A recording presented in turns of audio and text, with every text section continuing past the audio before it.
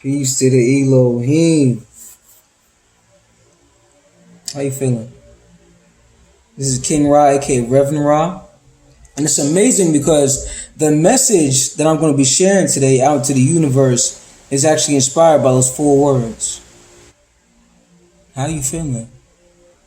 Before I begin, I want to thank the Most High for blessing me with the spirit of guidance so that the words, concepts, ideas, and phrases that I share out into the universe are received with the utmost open-mindedness. I pray and know that you have the spirit of discernment so that the words, concepts, phrases, and ideas that I share with you will help you with the realization of your goals and your ideals. Now, what's the message for today? What you think?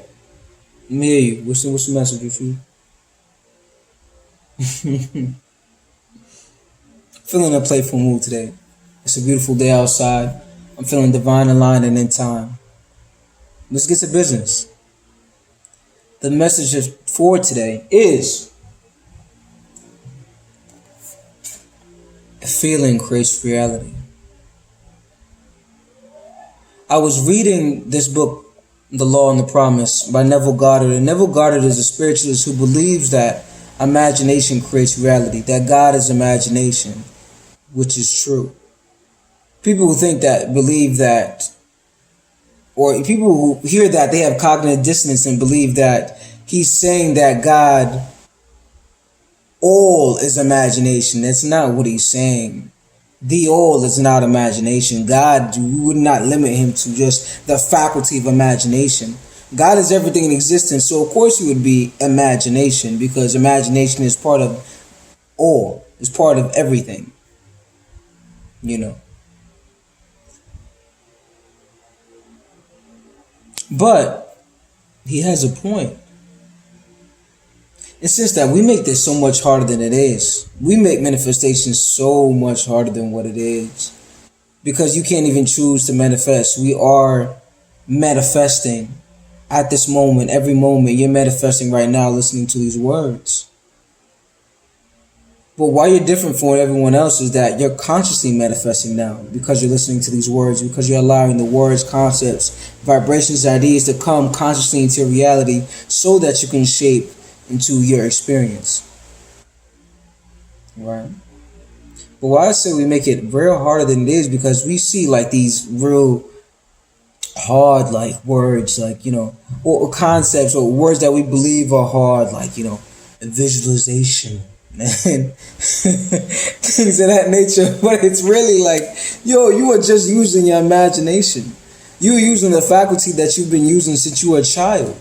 That same faculty that you used to build the imaginary world around you when you were 5 years old, when you were 6 years old, when you were playing with your toys.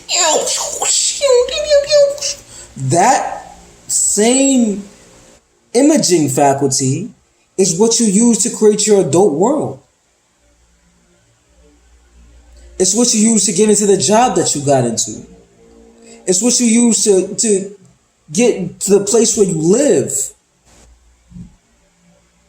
It's that same world that you used to create when you are living in the same world that you used to create when you were younger. Think about it. To become what you became right now, you had to use your imagination. You had no idea how you were going to do what you were doing now. At one point, it was just an idea within your imagination. You had to get creative with it. Let's say you wanted to be a police officer. How do I become a police officer? You have to imagine the steps to becoming a police officer. How do I? But first, it was in your imagination before you became one. It was in your imagination.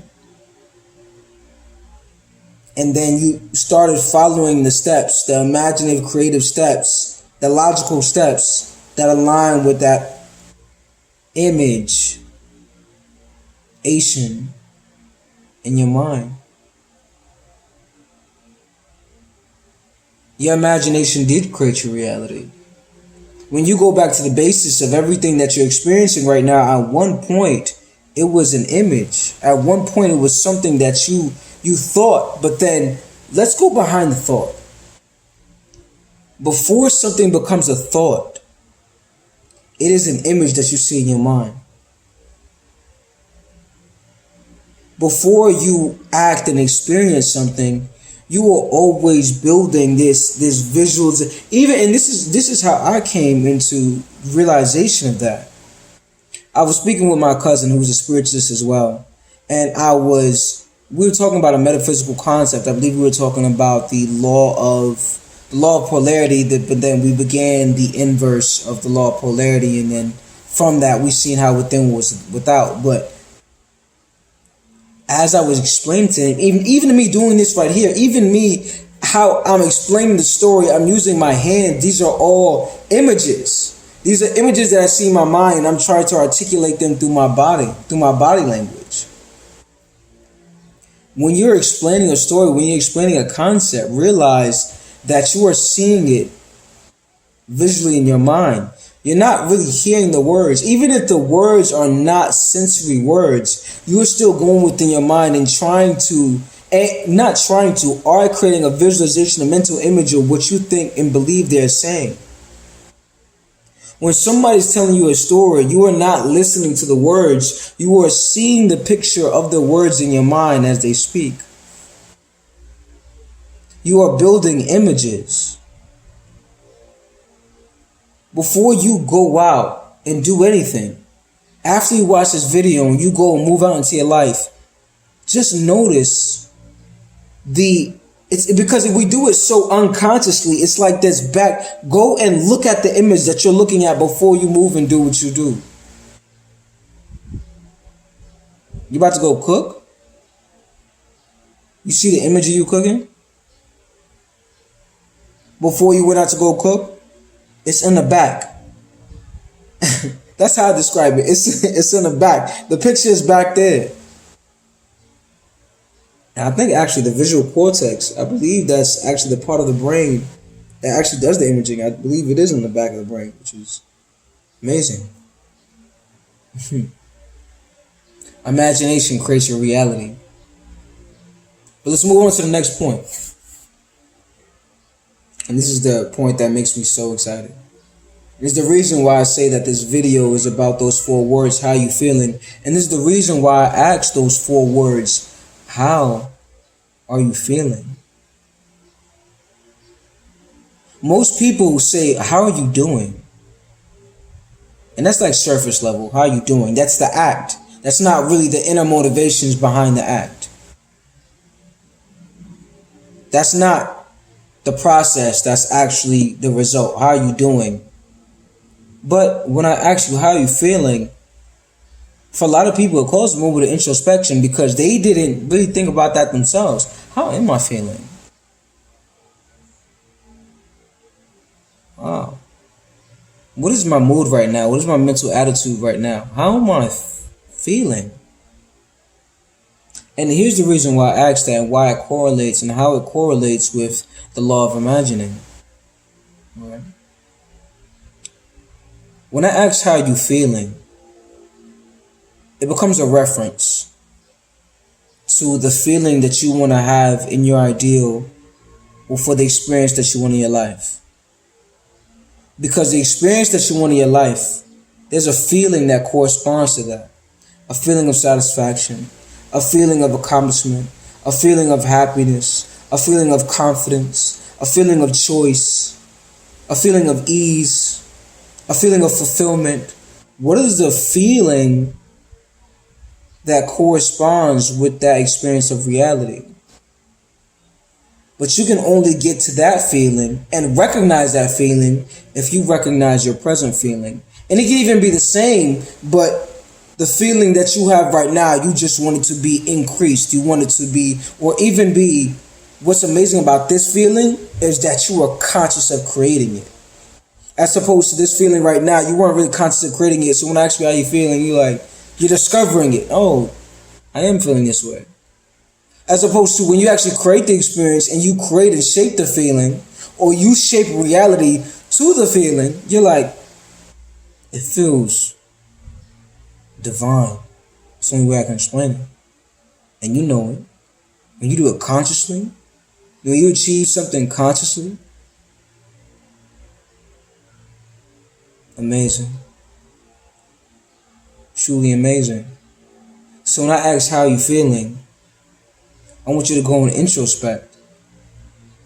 How am I feeling at this present moment? Think about your circumstances, your conditions, how they're making you feel right now. How, not even how they are making you feel right now, how are you making yourself feel in relation to them? For example, your bills. A lot of people they feel like you're powerless against their bills.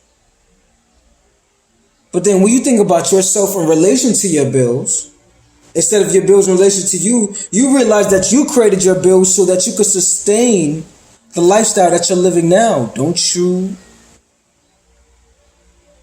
enjoy your lifestyle? Instead of thinking of bills as something like, oh, I gotta take care of that. Don't you like the house that you're sitting in? Don't you like the clothes that you wear? Don't you like the food that you eat? Don't you like the phone that you're holding right now, probably holding right now to watch this video? Don't you like those things?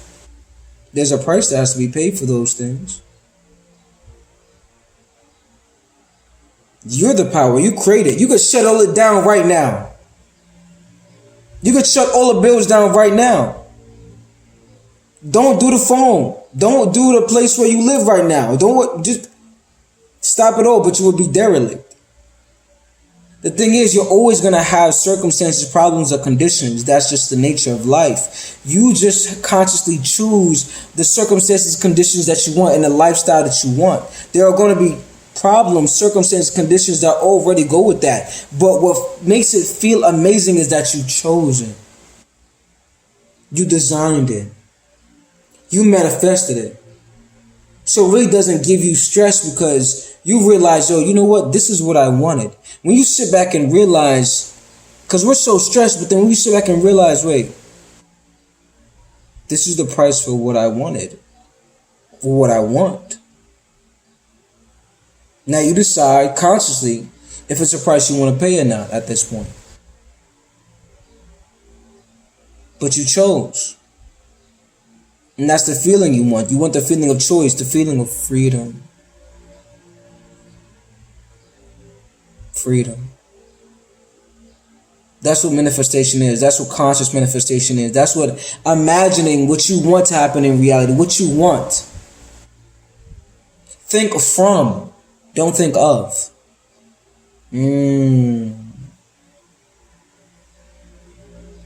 So you're thinking of what you want. Think from what you want. Act as if it's already true. If it was already true, what would you be doing? So let's say you had $1 million. You're going to sit there. Instead of thinking of $1 million, think from $1 million. What would you be doing if you had $1 million? I will be spending on this and this and that. Okay, then after that, what would you do? You can't sit there and spend your money all day, or you can. But after you spend $1 million, what are you going to do? What are you going to do? What are you going to do? What are you going to smell? What are you going to hear? What are you going to see? What are you going to feel? What are you going to feel? You're going to feel like you have options, have choices. You're going to feel like, yo, you know what? I consciously manifested this. I believe. I understand. And now all I want to do is just share this with people. Share, this is so amazing. I just want to share this with people. What are you going to do? Think from it. Because we already know, and I'm going to end it up with this. You already know that you only get money in the quality and quantity of your service. What service will you be giving for that money? Imagine that. Not going to just fall in your lap, or if it just falls in your lap, then it does. And you earned it, psycho-spiritually. Think from, don't think of. As they say, walk by faith, not by sight.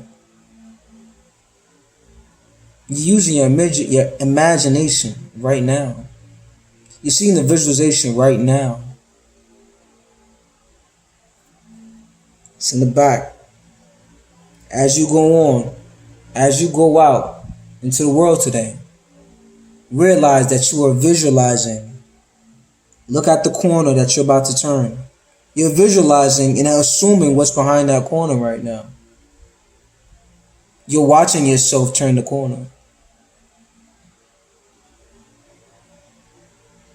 Understand, overstand. See love. Bless.